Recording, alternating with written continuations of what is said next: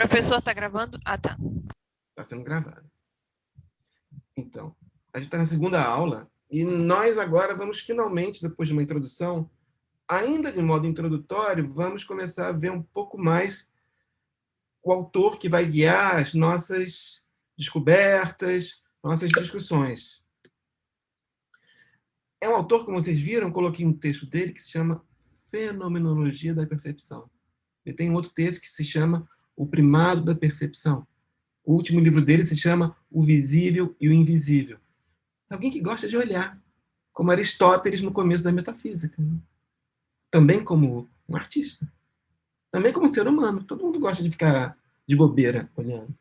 Né? Mas só que, em geral, a gente não dá importância a isso. É alguém, num dado momento da filosofia, chegou alguém e disse: caramba, o que a gente faz o tempo todo olhando? Hein? O que é isso? Isso sempre foi considerado o lugar do erro, né? A percepção. Merleau-Ponty vai fundar toda uma possibilidade de pensamento na percepção. Não é pouco que ele quer. Merleau-Ponty quer refundar a filosofia ocidental. Então, a gente viu que ele, como outros autores do movimento fenomenológico, se interessam, são tomados, repetem, interrogam esse slogan de volta às coisas mesmas. Né? Retornar às coisas mesmas é olhar, olhar novamente, tentar aprofundar o olhar nas coisas. Aprofundar de tal modo que você compreenda várias coisas, dentre elas, o que é o pensamento. Porque o que é a percepção? É o nosso contato com o mundo. É isso. E não somos nós que criamos o mundo, não somos nós que criamos a realidade, não somos nós que criamos esse contato. Nós temos simplesmente que procurar entender esse contato. Ou seja, quando você fala isso, Merleau-Ponty, você entende que ele está se opondo fortemente, de cara, à filosofia do sujeito. Está se opondo radicalmente a Descartes. Descartes é o grande autor contra o qual o pensamento de Merleau-Ponty se constrói. Ele estudou a obra de Descartes do começo até o final. Merleau-Ponty morreu em 1961 lendo Descartes. Vocês são jovens, vocês podem ler, não se preocupem com Covid, que é perigoso. Tá? Todo mundo já viu um pouquinho de Descartes? Ou um pocão? Alguém? Vocês podem abrir o microfone e falar assim. Só até a parte do código da meditação, bem no início do curso. Eu vou ver um pouquinho depois com vocês, que é a sequência da segunda meditação. São as consequências disso. As consequências do cógito para o que significa, então, a nossa relação com o mundo, nossa relação perceptiva com o mundo. Aqui. Professor, o Russell, ele tem uma crítica ao Descartes que é sobre a pressuposição da existência de um eu dentro do método da dúvida. Da existência substancial. Da existência substancial. Uhum. A substância, a ideia de substância, que ele acha um absurdo filosófico. Tipo, já que o Merleau-Ponty ele É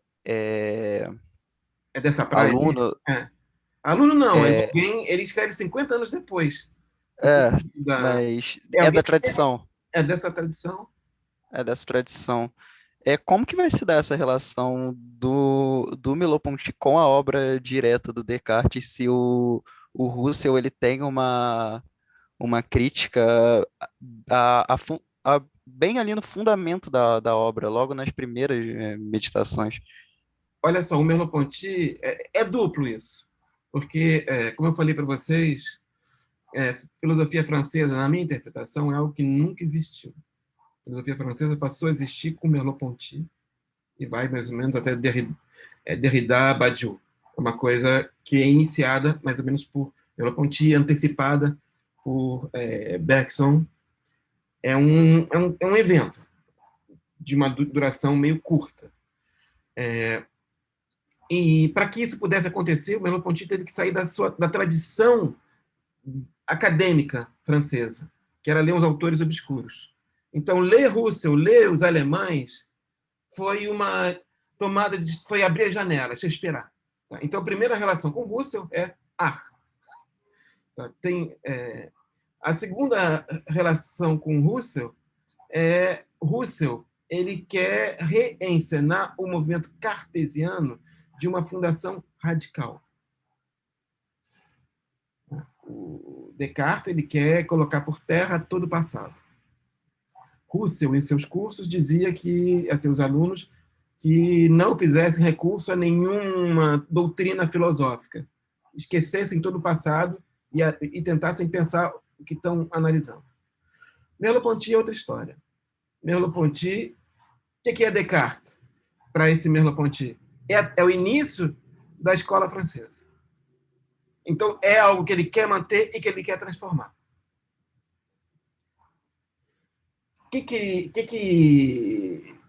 Então, de que modo vai aparecer Descartes? Em Descartes, nós temos a distinção alma e corpo.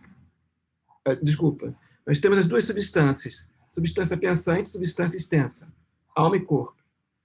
O que é difícil de pensar em Descartes, não sei se vocês já viram isso, a junção alma e corpo.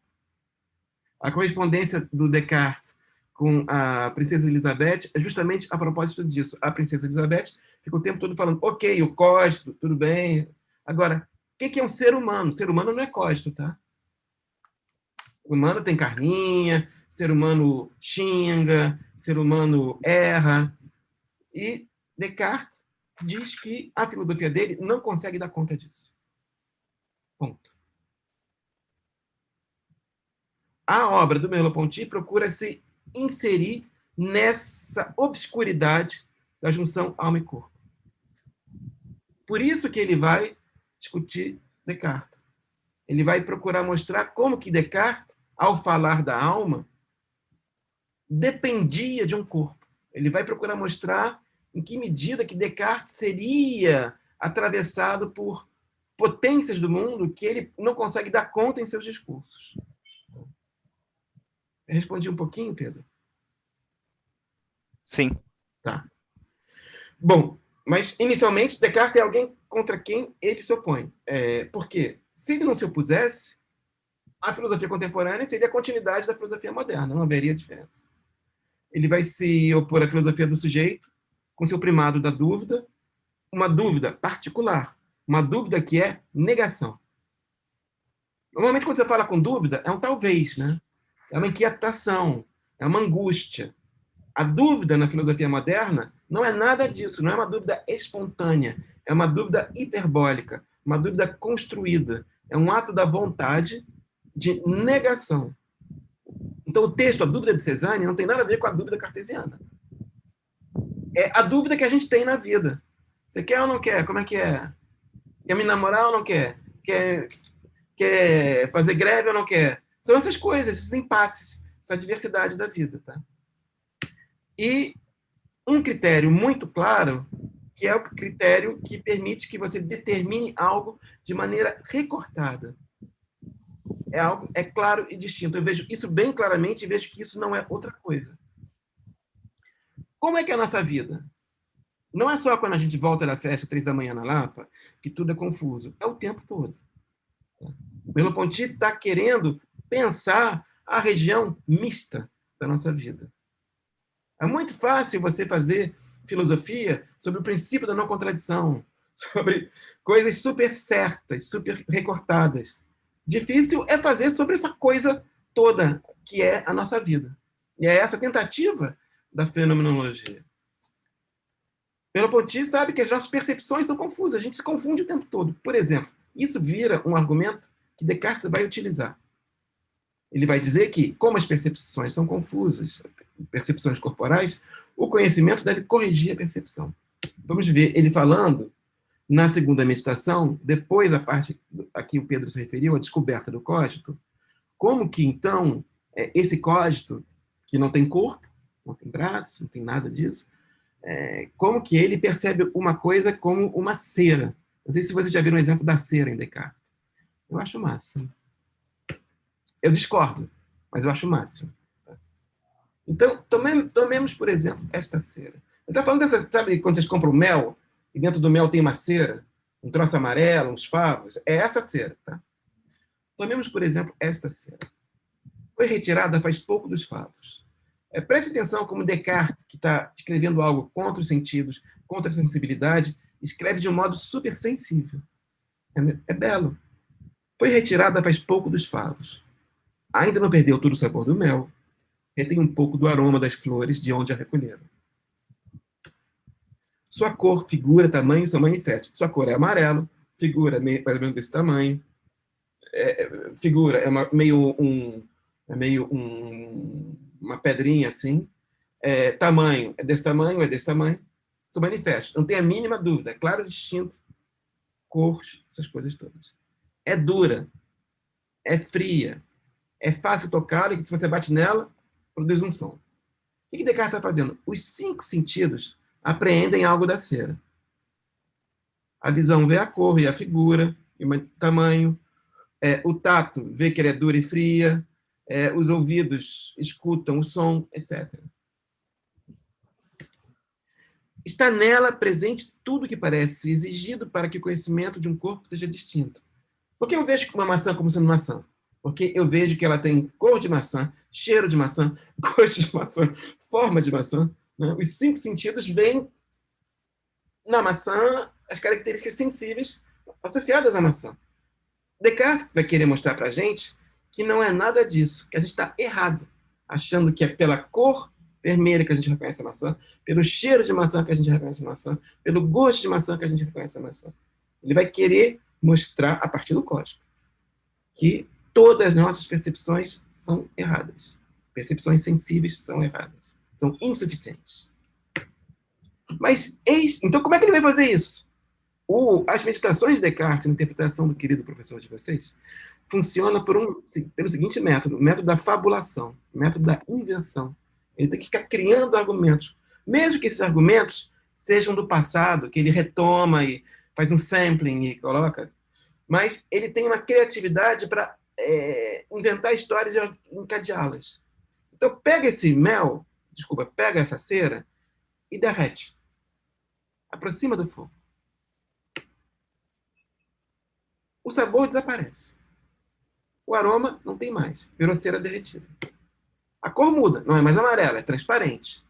Desfaz a figura. Não é mais esse formatinho, é um laguinho em cima da mesa. O tamanho aumenta. Torna-se líquida, não é mais sólida. Fica quente, não é mais fria. Você nem consegue tocar. E se você golpeia, não faz nenhum som. É líquido. Então, os 5 sentidos mudaram.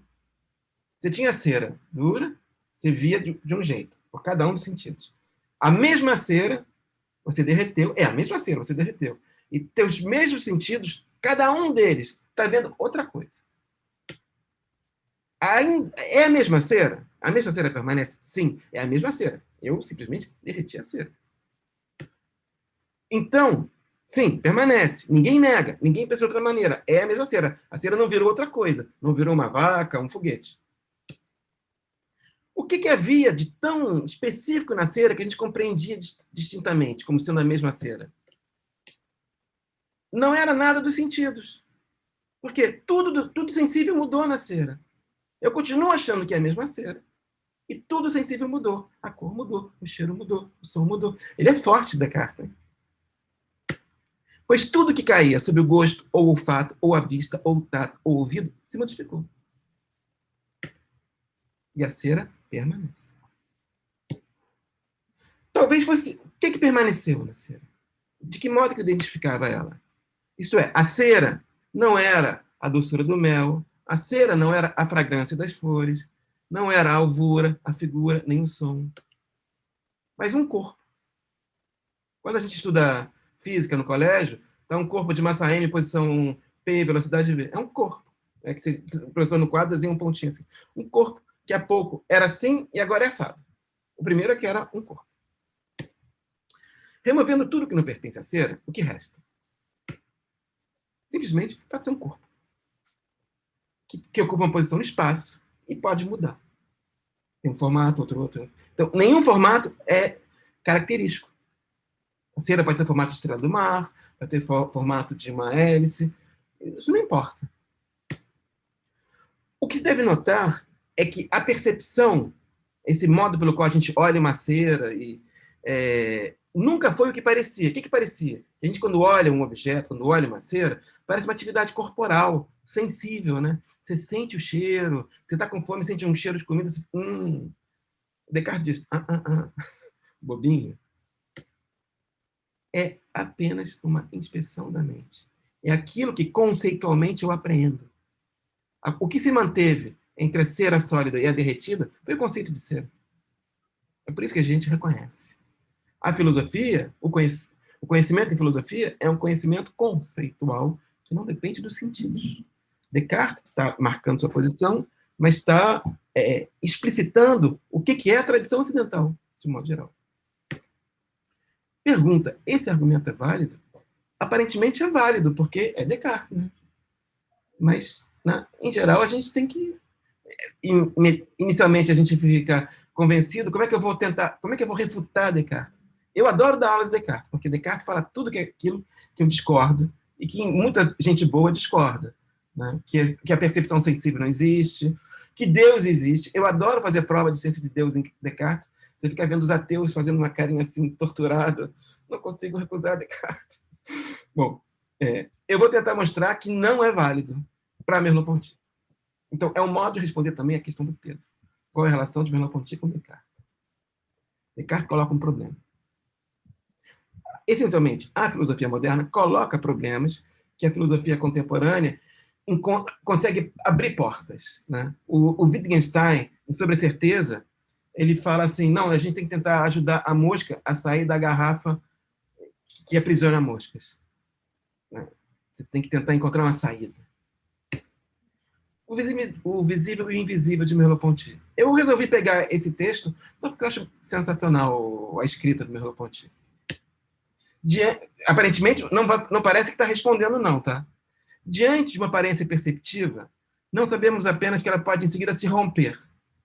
Você está vendo? É Maria lá. Ih, não, Pedro. Estava enganado, tem que trocar de óculos. A gente não sabe só que uma aparência pode ser cancelada. Sabemos também que ela o fará apenas por ter sido tão bem substituída por uma outra que não resta mais traço. Você está vendo que era a Maria. De repente você fala, cara, Pedro, eu confundi você com a Maria, não sei como. Maria Petra, você é branca, ela é ruiva, você é careca, é tudo diferente. Mas, pô, de um jeitinho aí você parece muito ela. Mas agora eu estou vendo que é você. Então, em geral, o que se fala? Os sentidos nos enganam, certo? É basicamente isso que Descartes estava falando. Os sentidos nos enganam. A gente acha que é pelos sentidos que apreende algo e não é. O que Merleau-Ponty está dizendo? Os sentidos nos enganam, mas quem corrige os sentidos são os sentidos. Você passa a ver corretamente, não porque chegou um conceito e corrigiu. Não porque você tem um conceito de cera e corrigiu. É porque você viu que a cera derreteu. Então, o argumento tradicional da filosofia contra os sentidos, por Merleau-Ponty, na minha interpretação, cai por terra. Não há uma faculdade intelectual de relação com o mundo que permita, conceitualmente, corrigir os sentidos. Foi isso que a filosofia sempre pressupôs. Em Platão, Aristóteles, na filosofia moderna, Merleau-Ponty fala, nossa relação com o mundo é a percepção. Não é para conflitos. Protestos. E olha só, o curso é todo estranho assim. É entrar em filosofia, entrar nos clássicos e também olhar a pintura, olhar a arte. É tudo ao mesmo tempo agora. Tá? Vou continuar, então. Parece que nós, enquanto filósofos, estamos numa roubada se a gente quer dar importância à percepção. Não parece sustentável isso, né? No máximo, você vai fazer um campinho particular. Esse cara aqui estuda percepção, tá? E quando é que você vai estudar coisas como liberdade, política, justiça, coisas sérias, né? Como é que você pode, por exemplo, dizer que a percepção é mais decisiva que a lógica de Aristóteles, o conhecimento em Kant, a dialética de Marx? Como é que você vai dizer que... Eu vou só dar um indício visual. Professor, Desculpa, eu perdi o time. O senhor deixou um espaço para o protesto. Eu posso perguntar uma coisa sobre Por Descartes? favor, Desculpa. É protestos são porque, olha sempre só, bem-vindos. desculpa, mas é porque o senhor falou que o Descartes, ele diz que os sentidos nos enganam. Mas nesse exemplo que o senhor deu, da Marília e do, acho que qualquer outro nome, do fulano, quem se enganou não foram os sentidos. Foi o reconhecimento da razão Sim. que se enganou. Não foram os sentidos viram, os sentidos cumpriram o seu trabalho. Você viu. Mas o problema foi no reconhecimento e não na visão. Olha só, Tainá. Na filosofia, a gente pega esse ato inteiro de ver alguém, ver alguma coisa, e corta em partes. A gente fala que, desde Aristóteles, que tem uma parte bem inicial, que é chamada de sensibilidade, que simplesmente tem o dado puro, e depois tem uma parte que é o juízo sobre isso, no qual a gente vai pegar esse amarelo com branquinho em cima, tá, e vai dizer é um pão. Tá. No Merleau-Ponty, não, ele está pegando simplesmente a nossa relação com o mundo, isso que não é um conceito. Você olha alguém, isso aqui, a percepção, olhar, sentir. Ele não vai quebrar isso em duas coisas. Vai dizer, é uma coisa só. Até porque um elemento central da filosofia do Russell é, por exemplo, dentro do seu exemplo do viu Maria, a pessoa efetivamente viu Maria, né? Tem aquele exemplo do ver um dragão, Sim. sabe? Não, a pessoa de fato viu um dragão. Se aquilo tem uma relação efetiva com a realidade ou não, é uma outra história, mas ver dragão não significa que tem um dragão lá. Essa é a ideia, né? De que toda fonte doadora de sentido é uma fonte de validação desse sentido. Tudo aquilo que, na filosofia moderna, a única verdade está no que é científico. Em Russell, tudo é verdade. Tudo é fonte de verdade. Se você está delirando, você está acreditando no delírio. Se você está sonhando, você está sonhando mesmo. Todo ato intencional é válido.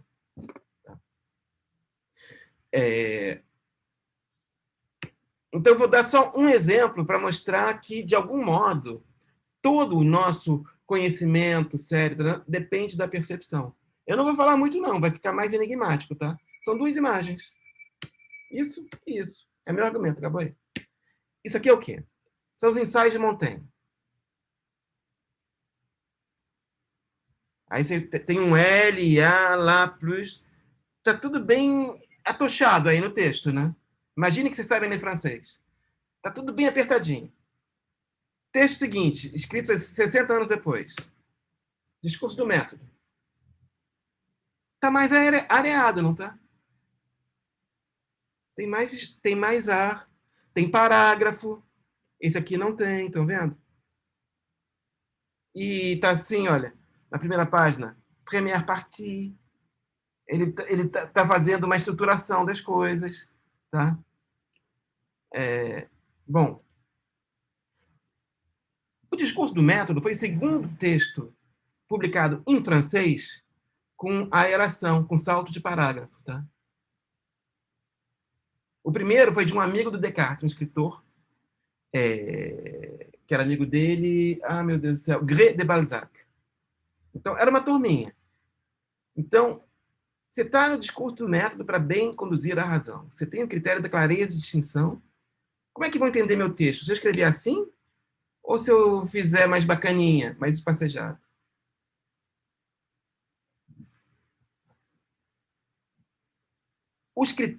As palavras que a gente usa para falar do conhecimento em filosofia são palavras visuais. Clareza, distinção, evidência, brilho da verdade. É como se a filosofia fosse a seguinte atividade, filosofia tradicional. Fosse uma atividade que quis roubar da percepção toda a sua origem, todos os seus critérios, e quis apagar esse crime originário. Merleau-Ponty quer simplesmente mostrar o ponto de partida do pensamento na experiência perceptiva. O que é fazer filosofia? Fazer filosofia é ver um problema. Depois você dá uma resposta, faz uma tese, uma ideia. E você acha que essa ideia vai explicar o problema. Por exemplo, Platão diz que ele começou a fazer filosofia por causa de questões do tipo quente e frio. Como é possível que a mesma água seja quente para beber e fria para tomar banho? Você tem um balde. Você vai tomar a água desse balde, está meio quente, seria bom você colocar um gelinho. Agora, se você vai tomar um banho com esse balde, você fala, está frio.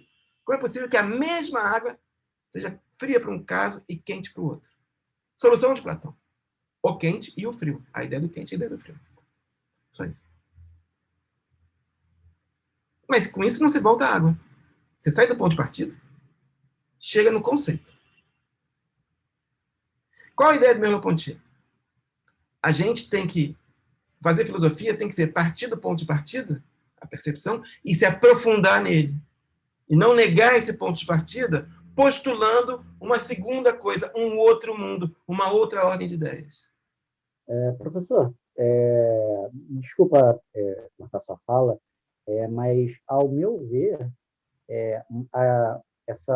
a ideia que Renan Ponti tenta passar, pelo menos nessa pequena introdução que o senhor deu, desde da primeira da aula introdutória dessa segunda aula, é que o conhecimento ele não serve para corrigir a percepção, mas sim agregar ainda mais a percepção, porque se o conhecimento ele não te serve para trazer uma experiência mais profunda com, não a essência, mas com a coisa por si só, você entender aquilo, ele não está lhe agregando muita, não tá, lhe agregando muita coisa. Um exemplo que eu posso dar é a cozinha, o cozinheiro.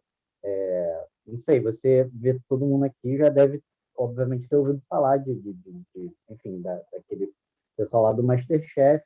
Você vê, sei lá, o Jacan que ele estuda e tem um monte de técnicas, mas no final, tudo o que ele quer reproduzir é um sabor melhor. Ponto. É isso. É trazer o gosto, é você saber ter sentir aquilo no paladar. Então, todo aquele conhecimento, toda aquela carga, apenas serviu para ele melhorar ainda mais a experiência de percepção da pessoa com o mundo. O mundo, no caso, seria a própria cozinha, a própria comida e aquela interação da pessoa, do ser com a comida, enfim. Sim, Jorge, a gente vai ver no segundo texto, o Olho e Espírito, no primeiro capítulo dele, que o conhecimento não é só em alguns casos particulares, tipo cozinha, que o conhecimento pode ter uma destinação sensível. Merleau-Ponty vai propor que a ciência se torne novamente uma Gaia ciência. Se torne uma ciência do mundo, que reconheça sua dependência para com o mundo. Então, só para dizer, o projeto filosófico do Merleau-Ponty é arrogante. Não é uma coisinha só. É reformular toda a tradição ocidental a partir do nosso contato com o mundo. E, para isso, é importante frequentar obras de arte. Pergunta, o que isso tudo tem a ver com arte, né? Bom, arte. Vamos olhar a arte estranha? Estranha. Tudo que eu trago para vocês, eu acho lindo e maravilhoso. Tá? Se eu digo estranha, estou mentindo. Aqui, eu vou mostrar para vocês o primeiro quadro feito com perspectiva linear na história do mundo. Os gregos e os romanos usavam perspectiva, se chamava perspectiva aérea. A perspectiva linear é uma invenção da Renascença. E o primeiro quadro feito é esse daqui, a Santíssima Trindade. Está aqui nessa igreja, em Florença. Do lado esquerdo, estão vendo? Coloquei um círculozinho vermelho. Vocês estão entrando na igreja. E olha lá, não vou perder o quadro. Vocês se aproximam, que é para mostrar a situação espacial do quadro. Então, aqui no meio dessa igreja, de repente, se abre uma janela. Tem aquela janela lá do fundo, e de repente se abre essa janela aqui. Quem está lá, olha ele aí, Cristo. Você dá uma materialidade física ao Cristo. A perspectiva era um modo de produzir ilusão. Então, você tem a impressão que Cristo está presente para nós aqui. A parte de cima, com Deus, e embaixo está os dois doadores que pagaram pela obra. Embaixo tem um cadáver, uma escultura, onde está dito o que você foi, como é que é? Eu já fui o que você foi e você será o que eu sou. Né? Tipo, rogando praga para morrer. Mas isso é o cristianismo. Desculpa. Está aqui e vocês veem, é um quadro todo organizado pela perspectiva, tem um ponto de fuga que organiza toda a estrutura do quadro. É isso que permite que ele seja, como se falava na teoria pictural da Renascença, que vigiu até o impressionismo, uma janela para a realidade. E assim, você vai pensar como a pintura clássica, esse quadro? Como é que você vai pensar? Vai pensar a partir de uma teoria dessa? Você vai falar assim, é uma janela para a realidade? Vai dizer, tinha regras? Mas assim, matemática tem regra, né? Você tá tendo uma experiência artística falando das regras? O que tem de próprio na arte quando você fala de regras? Você vai tocar violão, tem um jeito de segurar, colocar os dedos, de fazer acorde, mas você vai reduzir o violão a essas regras que você aprende? E como é que você vai compreender, então, a arte que se faz agora, que começou a fazer a partir do final do século XIX? Como é que vocês compreendem uma arte dessa? O nome é Pedras Espelho Quadrado. É uma descrição, né? Alguém quer falar alguma coisa? Que não é só pedra, espelho quadrado, né? Dependendo da sua perspectiva, né? Não é mais um quadrado. Não, mas é que o quadrado... É mais espelho. O quadrado continua sendo quadrado, mesmo se você olhar de banda. É como se o espelho, quando fosse o espelho, servisse para aumentar, para ampliar as pedras. Mas você pode ver quase uma coisa só. Porque assim, tem como se fosse a continuidade das pedras. Eu não vou dar nenhuma explicação, tá? Eu vou falar coisas assim que vem.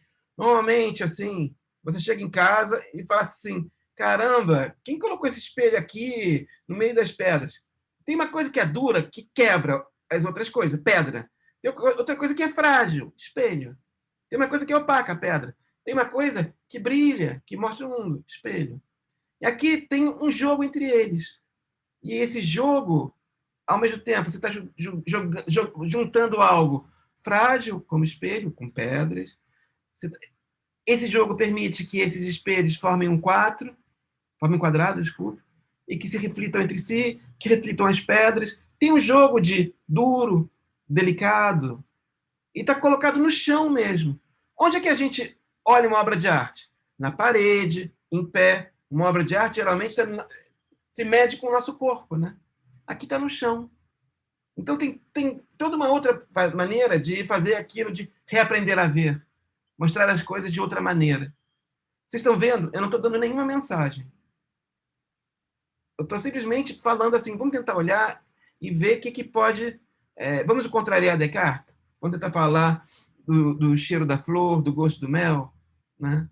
Então é isso. O que eu estou vendo? É meio absurdo. Pedra e espelho junto. E forma alguma coisa. E essa daqui? Ela se chama pia espiral. Normalmente pia é... Professor, eu sei que o senhor tem um pouco de birra com coisa japonês, mas tem um... Não, tô brincando. É que uma vez eu sugeri um filme em japonês e o senhor me colocou um pouquinho para baixo. Tô brincando. Pelo amor de Deus. maneira alguma. Não, Mas tem essa obra, eu vi num jogo japonês chamado Zelda, Breath of the Wild.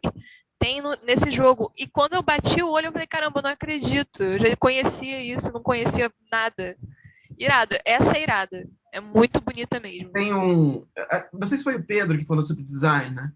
Eu tenho vários amigos designers. E vários têm uma caixinha de tesouros. São imagens de arte que eles pegam para se inspirar. Então, a maioria dos designers que eu conheço não se consideram artistas. Tem alguns que se consideravam. Por exemplo, a Bauhaus, em Dachau, na Alemanha, o que eles fazem é arte. Fizeram nos anos 20 e acabou com Hitler. Tá? Mas aqui você tem um pier que não é reto, que dá uma volta. E é um lago que tem várias cores. Não sei porque eu peguei uma foto preto e branco. É um lago que é todo cheio de coisas, algas, fica laranja, e tudo fica meio psicodélico. E é um modo de tentar pensar... normalmente, o que é uma obra de arte? Uma obra de arte é aquilo que você coloca sobre a terra. Aqui é a terra a obra de arte. Esse artista, o Smithson, ele morreu cedo, morreu fazendo essa obra. Ele falou assim, a escultura mais simples de fazer. Vá no deserto. Pegue 1 litro d'água. Coloque no chão. Derruba, molhe o chão. Volte dali 1 hora. Pronto. Vai formar um hexágono. Então, ele está tentando pensar uma maneira de olhar a arte sem ter o critério industrial de acabamento. Quando a gente pensa em obra de arte, a gente pensa em uma coisa bem lisinha, bem feita, bem acabada. Ele está dizendo, mas por que a gente tem que usar critérios industriais para fazer uma obra de arte? Por que tudo tem que ser bem feito? Já perceberam que, eu não sei se tem uma tendência de músicas, não sei se já perceberam isso, de colocar o refrão no começo. Já viram isso? Normalmente o refrão era no meio. Mas para atrair a atenção do público, tem música que tipo, já começa com New York, nananana. Tem várias músicas que já começam com a pegada bem forte. E depois né? Então, isso é um critério de sucesso, é um critério industrial, um critério redondo. Bom, vou continuar. Essa daqui é um homem que voou para o espaço. Você entende que teve alguma coisa aí de alguém que usou esse negócio estranho, esse elástico aí, para escapar de uma situação saturada. Um quarto fechado, pesado, com imagens políticas. Né? O Lia Kabakov, eu esqueci de que país que ele era, da Cortina de Ferro. Assim. E era alguém bem... acho que é polonês, não sei. Que viveu uma tensão lá e tudo. Não tô falando nada político, estou falando dele. Ele entendeu assim. E quis mostrar a saída é só o espaço.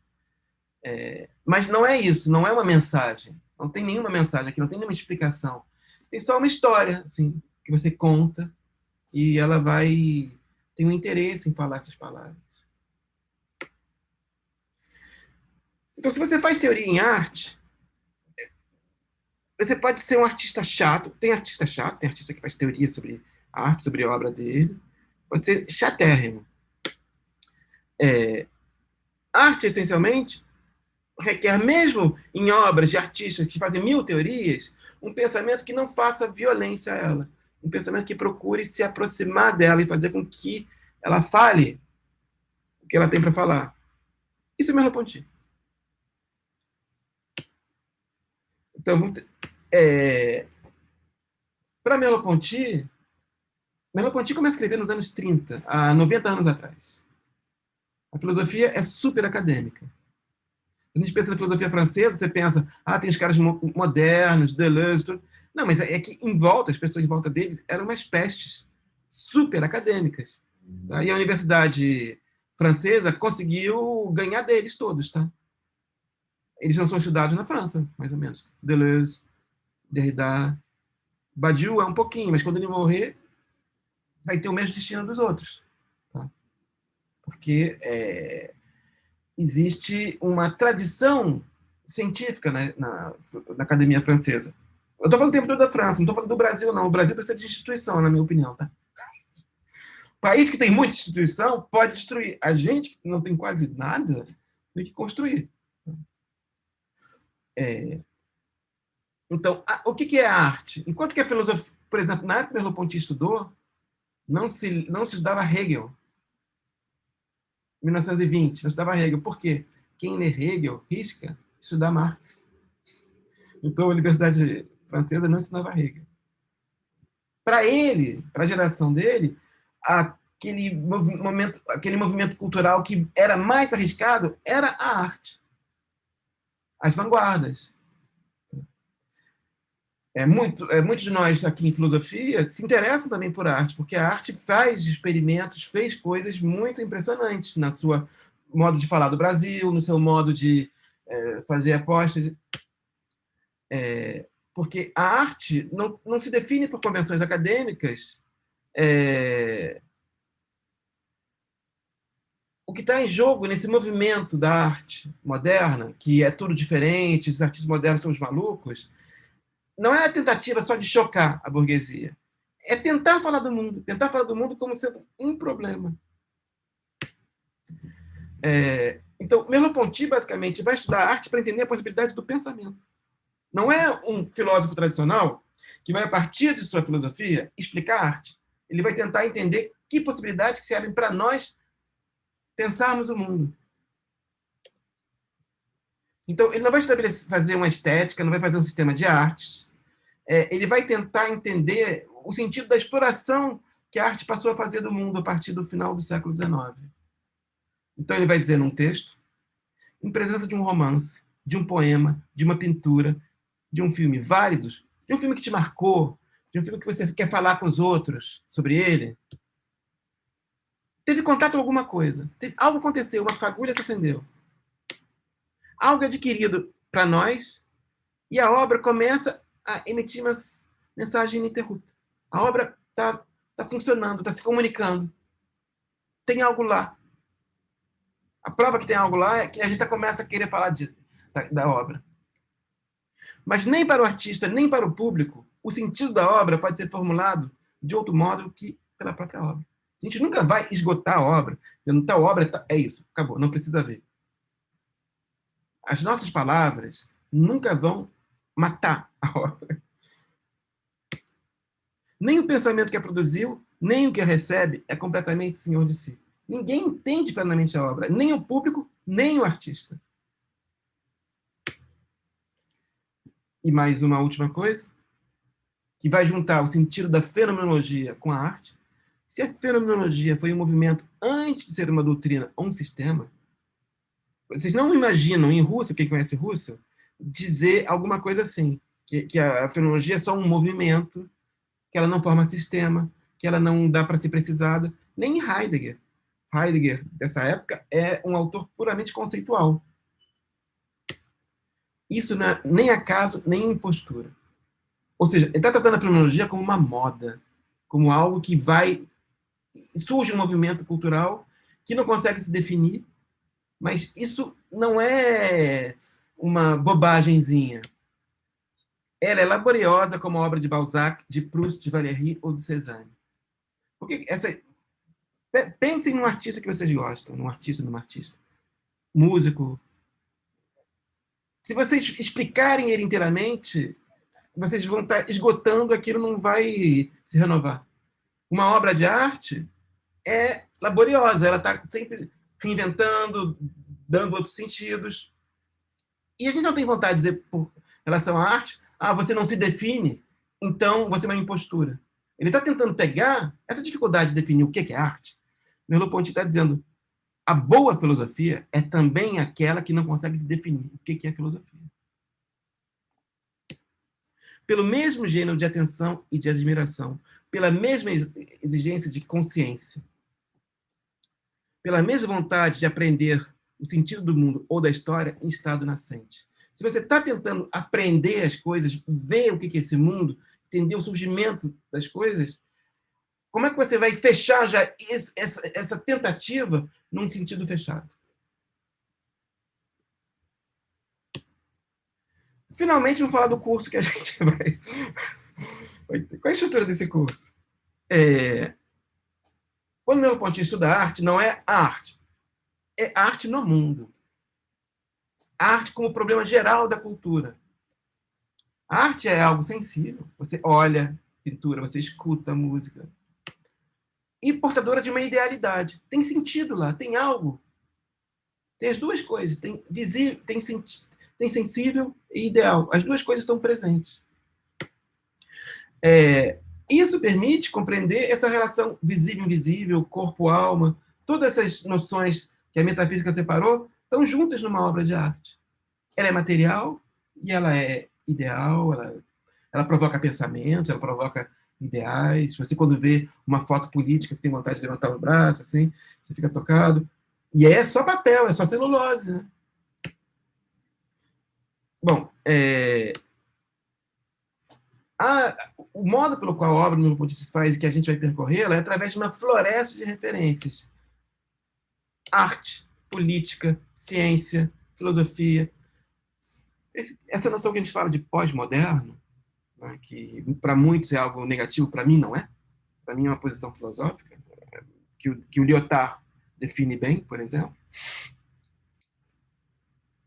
É um modo de escapar dos fechamentos das disciplinas, de tentar entender como que no mundo tudo funciona ao mesmo tempo, numa teia de forças. E Merleau-Ponty é o autor que inicia isso. Vocês vão ver no texto dele, tudo começa a acontecer ao mesmo tempo. A gente vai estudar 2 textos dele, A Dúvida de Cézanne e O Olho e o Espírito. A Dúvida de Cézanne vai estudar o problema da relação entre vida e obra. Normalmente, a gente, quando fala de arte, a gente acaba falando do artista, né? Mas ele não é legal, Picasso era mulherengo, Heidegger era nazista, tudo bem que não é artista, mas dependendo do jeito. Os autores que vão aparecer no texto são o Cézanne, o Leonardo da Vinci e o Freud. Por isso que eu coloquei textos lá que ninguém podia esperar que pudessem estar. O Olho e Espírito, o problema é qual é a historicidade da arte. Nosso curso é um curso de filosofia e história da arte. Temas e autores são ciência, tecnologia, Descartes, Cézanne, Pauquet, uma série de artistas que fizeram o modernismo europeu. Por isso que eu coloquei livros sobre a história da arte brasileira, para vocês saberem que, normalmente, vocês pensariam assim, tem o modernismo europeu e o modernismo brasileiro é atrasado, é uma aplicação. Não é nada disso, tá? Isso era como era visto nos anos 80, em certos lugares, mas, hoje em dia, nenhum crítico fala uma bobagem dessa. Sabe que não existe modernismo, existem modernismos. Né? O modernismo europeu foi o modernismo que jogou fora o passado, o modernismo brasileiro começa retomando o passado. Começou pelo Lúcio Costa, que era presidente do Patrimônio Histórico Artístico Nacional. O Lúcio Costa, que fez Brasília, que fez o Parque do Flamengo, né? Que fez o Plano da Barra, que foi desrespeitado, é alguém que pensava a arquitetura colonial, alguém que pensava a igreja barroca. E a arte hoje? Vocês têm uma ideia do que falar sobre isso? Essa é Fernanda Gomes, é uma artista carioca. É a minha idade, mais ou menos. Alguém quer falar algo?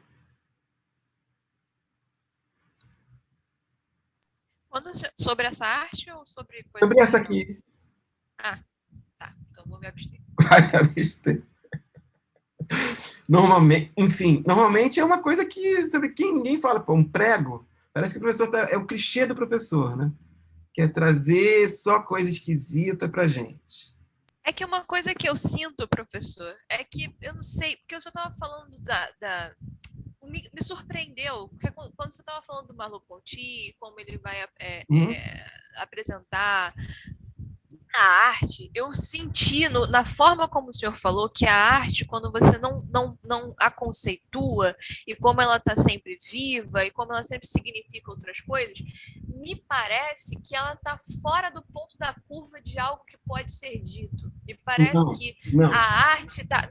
Não, só para fechar. Me parece que a arte está onde as palavras são extremamente insuficientes, porque quando o senhor disse dos filósofos se apropriarem de termos sensíveis como esclarecer, claro, escuro, quente, frio, eles se apropriaram dessas palavras para invocar sensações que seriam estas que invocariam o pensamento filosófico. Então, quando eu vejo esse prego e essa linha, eu não digo. Eu só sinto algo. Eu sinto uma dor.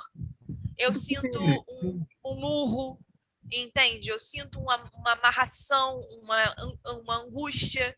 Agora, eu sinto angústia, eu não falo nada.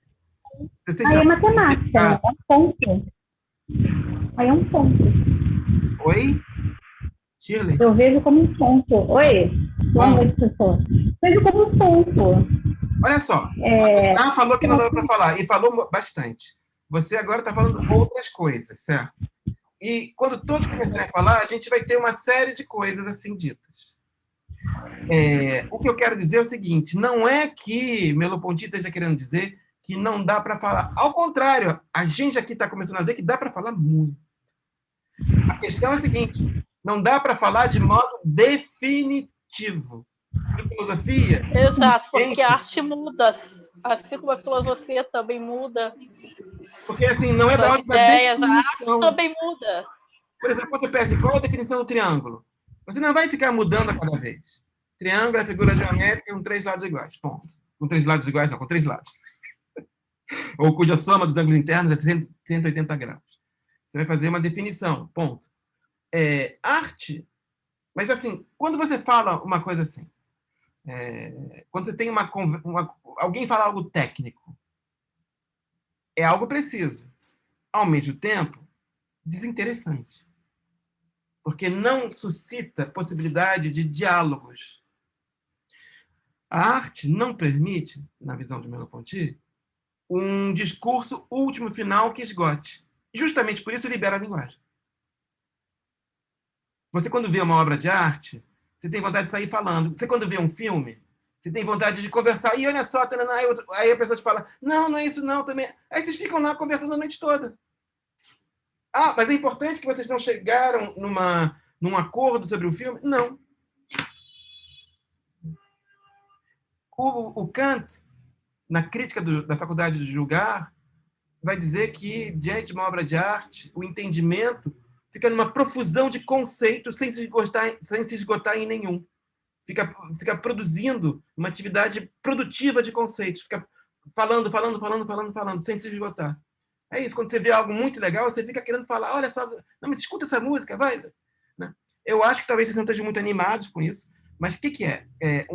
Acho que foi o Pedro que falou assim, mas tem que ter um conhecimento. Eu falei, sim. E a Tainá depois falou, não, mas arte não é conhecimento e tudo.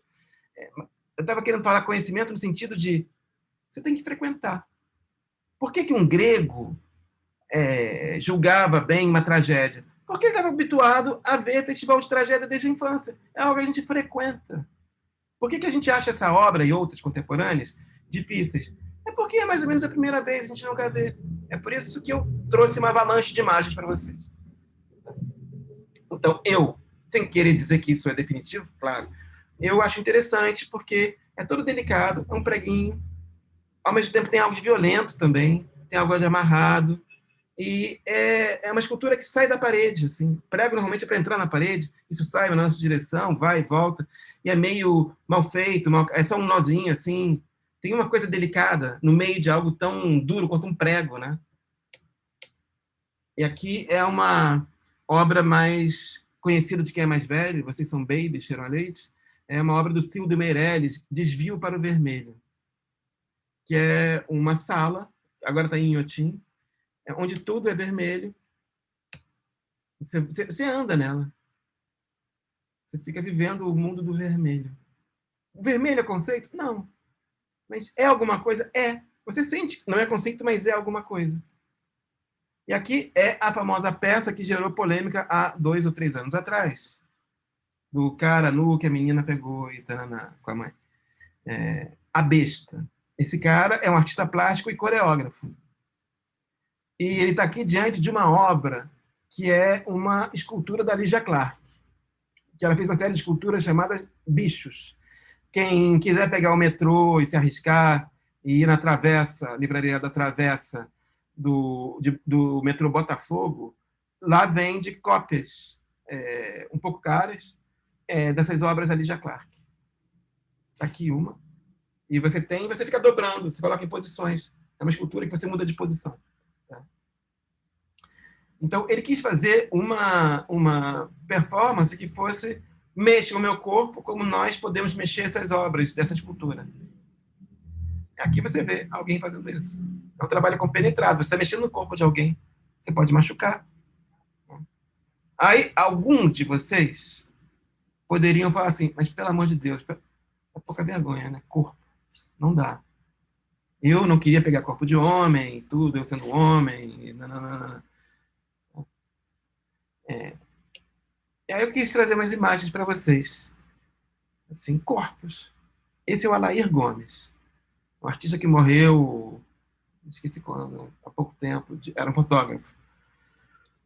E ele morava, era riquinho, morava na praia, acho que de Ipanema, e ficava lá do alto com seu aparelho fotográfico fazendo foto dos belos corpos dos rapazes. Achando, uau, olha o corpo, que delícia. Corpo de esportistas. Aqui, um corpo bem sexual. E alguns de vocês podem falar assim, não, mas essa aula está meio chocante. Babies, nós somos filósofos, a gente discuta morte, vida, sexo. A gente não tem nada a ver com gostar de uma obra de arte, não tem nada a ver com gostar de homem ou de mulher, tem a ver com gostar de arte. Arte sempre foi, e eu acho que sempre será, essencialmente, corpo nu. Vamos ver o Alair Gomes no diário dele falando sobre o nu de corpos masculinos. Bem-aventurado sou eu, por ter tantas vezes adorado a elevação e a manifestação da via sagrada do mundo na carne dos jovens rapazes. É uma beleza esse modo de falar da sexualidade. É uma relação artística, o nu. Não é uma relação de perverso, é uma relação não sexual com a sexualidade, uma relação artística com a sexualidade. Por exemplo, quem acha que arte contemporânea, só na arte contemporânea que tem esses perversos, o professor de vocês quis dizer, olha, a arte, mais do que é próxima do belo, a arte sempre foi próxima do nu. Isso aqui é uma escultura do século III. Romana. Isso aqui é o Davi do Michelangelo. O Davi do Michelangelo é basicamente considerado uma das obras que mostra a importância da ideia. Toda obra acaba nessa cabeça pensante. Só que o que a gente vê primeiro, o que o Michelangelo colocou para a gente ver primeiro, foi o sexo. Olha como é que essa escultura. Eu ia trazer uma imagem mostrando o público. Basicamente, o que você vê primeiro é sexo e cabeça. Os gregos, não precisa nem mostrar, né? Vocês sabem que se quer procurar sexo, os gregos você sempre vai encontrar. E isso é a Renascença. E isso aqui é uma igreja cristã. Século XI. Mesmo os cristãos não aguentavam. A mãe do São Nicolau falando, vai, bebe leite. Ele lá, na pureza de Deus, de Cristo, recusando, e ela lá, pegando o seio dela. Então, eu coloquei também no drive de vocês, de História da Arte, esse livro dela. Sofia de Mello Breiner Andressen é a nova Camões da literatura portuguesa. É uma super poeta que tem vários poemas que parecem Heidegger. É incrível. Ela pensa milhões. Ela foi para a Grécia, aquilo foi uma coisa incrível para ela. E ela escreveu um livro sobre escultura grega, que é O Nu na Antiguidade Clássica. Esse livro eu coloquei lá para vocês, porque, no mínimo, é super bem escrito. A primeira página e a frase com que ela inicia, que eu acho muito importante, que é para a gente entender essa história de nudez. O nu é uma invenção grega. Olha só o absurdo que ela está dizendo. E eu acho que ela está certa. A gente acha que nu é assim, eu tiro a roupa, eu estou nu. Ela está dizendo, não. Foram os gregos que inventaram o nu. Você tirando a roupa, qualquer pessoa tirando a roupa, não é aquilo que os gregos fizeram. Os gregos, você está sem roupa. Você está numa posição pornográfica. Você está numa atitude inaceitável. Imagina, você é um escultor grego. Vamos homenagear o Mourão. Nós fazemos parte do fã-clube do Mourão e queremos fazer uma estátua para ele. Como é que a gente vai esculpir o Mourão? Nu, com uma pena na cabeça, é claro. Quando vocês olham o que é estatuária grega, você vai homenagear um general, um político, ele está nu. Por quê? Você está querendo mostrar um corpo humano. Para nós. Ou querendo despir ele de qualquer coisa. Exatamente. Assim, Mostrar Vai dizer que ele é um ser humano como uma pessoa comum, como qualquer outra. Sim, mas olha só, Ali para ver. para nós, uma pessoa não depende do corpo. Para os gregos, dependia. Isso não leva em conta o contexto religioso deles, histórico também, não, professor? Eu levo mais ou menos em conta. O que você quer dizer? Que os... Não, tipo, que isso não... É porque os deuses, eles tinham um retrato deles sempre nus, eles vinham ao mundo nus, então eles cultuavam a nudez, porque ela estava relativa a algo divino, não? Mas você pode perguntar, por que os deuses já estavam nus? Já começou mal, né? Eu, se vou fundar uma religião, não coloco meu Deus nu, não, tá? Eu tenho o maior respeito. Assim... Mas por que não é desrespeito, professor? Não tô brincando, Diego. Não, exatamente, eu sei. Né? Assim, eu acho que é a única religião onde fica todo mundo... Nu é sinal de respeito. É uma questão, tipo assim, você não consegue pensar a pessoa fora do corpo, né? Que isso é uma coisa meio difícil pra gente. Porque a gente, principalmente nós do século XXI, a gente tá completamente fora do corpo, né? E sobretudo completamente fora. Com a pandemia. Perdão? E sobretudo com a pandemia. Sim. Corpo zero. Professor, essa coisa do nu, ela me remete à ideia de que, vamos supor, você deu o exemplo você vai homenagear alguém na Grécia, enfim. Isso dá a entender para mim que é basicamente essa pessoa é grande por ela ser ela. Sei lá, você vai... isso. Ela nu já basta para ela ser grandiosa. Esse corpo aqui, esse ser, ele é grandioso por si só. Ele não precisa de roupas com títulos, como assim, roupas, vestimentas militares. Ele não precisa de aquele exemplo que é o judiciário francês usava aquelas perucas. Não precisa disso. Esse corpo já é grande por ser. Sim. Mas o mais interessante é pensar que esse ser, ele só é ser no corpo. Não tem essa separação do ser fora do corpo. Ele só é porque ele é um corpo, né?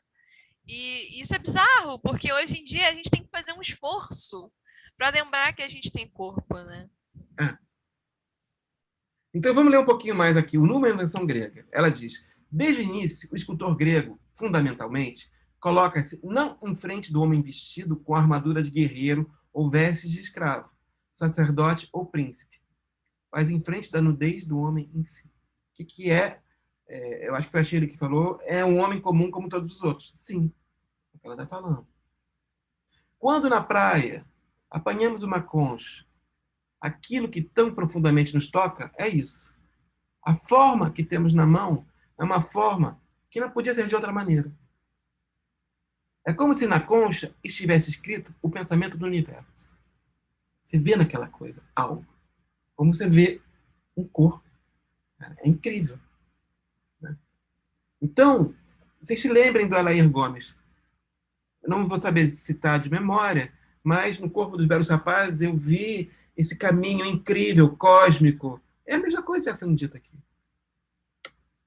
E ela termina com uma citação de Píndaro. Pela forma corpórea ou no vigor do espírito, somos, no entanto, como os imortais. Embora nós não saibamos onde, no meio de que dias ou que noites, o destino escreveu que deveremos findar nossa carreira. Nós simplesmente morremos, mas pelo corpo. Enquanto somos, como os deuses. Então, uma pequena... Tito, Oi. posso fazer só uma pergunta antes? Falar. A Sofia, em uma das artes poéticas dela, parece que ela está quase que repetindo a coisa do Heidegger. Sim! Você viu isso? É impressionante. Parece que ela está falando ali a coisa do Heidegger todinho. Exatamente. Tem um livro dela que é lindo, que é Búzio de Cos. Cos é uma ilha grega. Você tem a impressão que você está no meio dos textos do Heidegger dos anos 50. É muito impressionante. Eu também percebi isso quando eu estava lendo os poemas dela. Eu queria saber se você sabe, né? Se ela fala em algum momento explicitamente da fenomenologia ou do Heidegger. Eu acho que sim. Eu vou tentar te dar mais referência porque eu conheço pessoas de letras e vou perguntar assim melhor para os meus colegas. O professor, Oi. Eu tenho formação na área de letras e estudei um pouco a Sofia de Mello Breiner Anderson. Oba, Leonel. E nas cartas que ela troca com Jorge de Sena, que é um outro poeta da geração dela, ela fala, me sinto heideggeriana. Assim, ela era leitora do Heidegger, sim. Não há a menor dúvida quanto a isso. Obrigado, Leonel. Eu peguei a Sofia para ler de surpresa, assim, eu não conhecia a obra dela, e lendo, assim, de cara eu falei, essa mulher leu Heidegger, não tem como não ter lido. Mas assim, eu não sei quanto... Mas eu não acredito, entre criadores, eu não acredito em influência. Se um poeta lê um filósofo e você acha que tem tudo a ver, é porque já estava tudo preparado para funcionar. Porque se você é influenciado, você não cria. Você fica lá repetindo, né? Eu vou fazer um comecinho, porque a gente está atrasado, porque o pessoal aqui gosta de falar, né? A gente vai começar 15 minutos antes. É um texto de 45, que concentra as questões do grande livro de filosofia dele, a Fenomenologia da Percepção, foi publicado em 48. E esse livro estuda a fronteira da razão e o que não é razão, ele procura alargar a razão. Normalmente, para nós, razão é oposto a sensível. Merleau-Ponty quer pensar o logos do mundo estético, quer pensar a lógica do mundo, a lógica do sensível. Então, a razão não é restrita ao exato, ao objetivo, ao chato, né? A razão engloba a contingência da política, de todos os eventos. Então, tem 3 momentos, Cezanne, Leonardo e Freud, um objetivo, falar da nossa existência, e uma dupla interrogação, o que é a percepção, o que é a arte. Comecemos. Vou ficar só nesse comecinho, tá? Eram-lhe necessários, a Cezanne, 100 sessões de trabalho para uma natureza morta, 150 de pose para um retrato. Vem cá, eu sou um pintor medíocre, tá? Eu vou pintar Jorge, eu vou pintar você, vai Jorge porque ele está aqui na minha frente. Você aguenta vir aqui em casa 5 meses, todo dia, e ficar posando para mim? Normalmente não é assim que se faz a pintura clássica. Pior. Vocês vão pintar uma natureza morta, tá? Uma maçã, uma flor, uma rosa e tal. Uma maçã aguenta 100 dias sem apodrecer? Vocês se deram conta? Mas assim, como é que a pintura antes fazia? A pintura não pegava nem maçã, nem Jorge. A pintura fazia um desenho ideal, tá? Fazia umas visitinhas e tudo, mas não era o tempo todo presente. As pinturas clássicas sobre montanhas, jardins, os caras não saíam do ateliê, não, tá? Quem saiu do ateliê foram os impressionistas, só no século XIX. Porque você tem que ter tinta, você tem que ter tubo de tinta.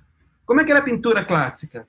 Você tinha um grande ateliê com gente para esmagar pigmento, né? Não tinha tinta industrial. Você tinha que pegar pigmento e sair amassando para fazer verde, para fazer azul. Não tinha como levar isso. Então, o Cezanne está numa coisa delirante, uma coisa de maluco. Ficar pintando, apodrece. Ele está tentando captar alguma coisa e demora muito captar. O que chamamos de sua obra, a obra de Cezanne, não era para o Cezanne só uma tentativa. 1 mês antes de morrer, ele escreve: encontro-me num tal estado de perturbação cerebral, uma perturbação tão grande que temo a qualquer momento que minha frágil razão me abandone. Parece-me, agora, que sigo melhor e que penso com mais exatidão na orientação dos meus estudos. Eu finalmente estou entendendo o que eu tenho que fazer na vida, tá? Chegarei à meta tão buscada e há tanto tempo perseguida? Será que eu vou conseguir fazer alguma coisa? Estudo sempre a partir da natureza e faço lentos progressos. 1 mês antes de morrer. O texto chama A Dúvida de Cezanne, a dificuldade de Cezanne, a diversidade que existe no mundo hoje para um trabalho criativo. Aqui está o Cezanne. Essa foto não mostra bem o que eu queria mostrar. A foto seguinte mostra mais. Um pobre diabo. Tipo, mendigo, um cara aí da rua. Ele era rico. Se tornou rico. Ele era rico, filho de um pai rico. Mas a vida dele não tinha nada disso. A vida dele era acordar de manhã e ir lá para a natureza, com essas malinhas aí, com esse troço, vai ficar horas, horas, horas pintando. Durante anos encontraram telas de Cézanne jogadas. Ele começava a pintar, dava errado, jogava fora, jogava fora, jogava fora. E só para entender um pouco, aqui está um amigo dele que ele fez um quadro. Aqui eu coloquei um outro quadro. Um quadro desse Bouguereau, que é de 1866. Se chama Primeiros Carinhos. Fofinho bebê, fofinha mamãe, fofinho tudo, fofinho quadro. Não é um quadro que eu gosto. Isso é... Quando a gente escuta falar de Cézanne, de Van Gogh, desses pessoal, quem vendia era o Bouguereau. Isso é a grande arte que se fazia na época. Era ele que ganhava todos os prêmios. Então, em 1866, ele fez esse quadro. O Cézanne, para esse mesmo salão no qual o Bouguereau enviou esse quadro aqui. Só para a gente entender. Tem algo demais? Tem muita massa, né? Mas é tudo estranho, não acha? Vocês estão dando uma olhada no que é isso? Vocês estão entendendo o que ele fez? Normalmente, um quadro, um retrato, mostra a pessoa numa posição digna. Não é? Um grande homem, uma grande mulher. Ele mostrou uma pessoa bêbada, nariz vermelho, com um catarro na camisa. Foi isso que ele enviou para uma exposição onde tinha esse daqui, Primeiros Carinhos. Então, vocês podem imaginar que ele não procurou o caminho fácil. Eu vou ter que parar aqui. Já são 44. Tá? Queridos, então eu vou enviar... A mensagem vai vir 15 minutos antes e a gente vai passar a fazer antes o nosso encontro. Tudo bem? Tá dando para seguir? Sim, professor. A aula? Tá dando, ok? Sim, professor. Ah, sim, maravilhoso. Queridos... Professor? Então, oi, João Pedro. Então, acho que esse quadro, essa comparação que fez, retrata bem uma parte ali, né, do trecho do texto da Dúvida de Cézanne, a questão do contorno, né? O primeiro quadro tem um contorno ali bem delimitado, todo certinho, um acabamento, e o quadro de Cézanne, ele é praticamente moldado pela cor, né? Exatamente. Assim, a cor que faz o desenho.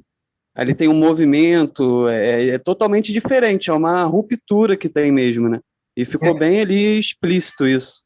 Você tem razão, a gente vai explorar isso bastante, talvez já a partir da próxima aula. É algo que Merleau-Ponty discute, as famosas deformações. A gente acusa a arte moderna de fazer deformação. O que é isso? Merleau-Ponty vai procurar dar um motivo. Basicamente, esse modo de... Isso que está mostrado nos quadros modernos, que a gente chama de deformação, a posição do Merleau-Ponty é a seguinte: isso é a verdadeira percepção. Ele não considerava essa questão de ponto, linha, pelo que eu li nesse... Sim, você tem razão. No texto, esse primeiro texto, a dúvida, ele fala muito disso, que ele não vê ponto, linha, traço certo, posição certa do que ele está fazendo. Ele só queria expressar ali o que ele estava vendo, não porque quando você fazer uma coisa perfeita. Quando você olha, Rafaela, o Leonardo já disse isso, quando a gente olha, não tem linha. Não existe linha em nada. Porque ele achava que era como se fosse uma definição, ele não queria definir, dar uma definição. Ele queria só expressar, dar uma expressão para aquilo ali, não definir, colocar traço. Sobretudo, ele não queria mentir.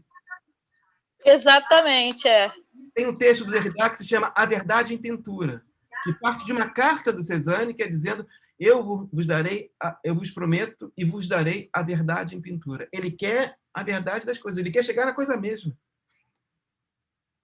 Professor, mas o que o Cézanne está mostrando ali não é aquilo que ele vê por ele mesmo, então não é a verdade que ele vê como ele vê.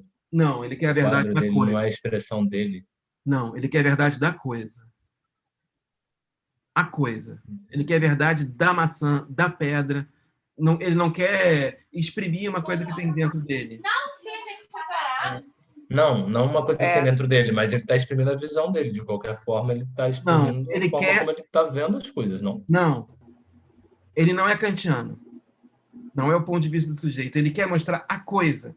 De volta às A coisas coisa. mesmas, não é eu voltando às coisas mesmas. É coisa mesma. É isso que ele quer. Vocês podem discordar, tá? Estou só explicitando para o professor de vocês, para o Merleau-Ponty e pelas cartas do Cézanne, quando você lê, ele quer... O Cézanne abraçava uma árvore e chorava e dizia, eu nunca vou conseguir pintar você. Ele queria tentar, né? Então, tem gente que faz política, tem gente que faz guerra, tem gente que faz dinheiro, tem gente... Pintar uma árvore, qual a importância disso? Pintar uma maçã. O nome desses detalhes desimportantes, o nome é cultura. É isso. Isso é importante para nós. Queridos, eu sinto muito, mas eu vou ter que destruir a nossa conversa que está tão boa, porque eu tenho que sair. Tá, Tá bom, professor, então boa Boa noite, professor. Boa noite. Divirta-se, Professora, até a Tito. próxima. Boa noite, noite a todos. Se eu tiver Valeu, perdido, eu professor. vou Boa pensar em noite, você. galera. 15 minutos antes, na próxima? 15 minutos antes, mas eu vou enviar o aviso, vou corrigir.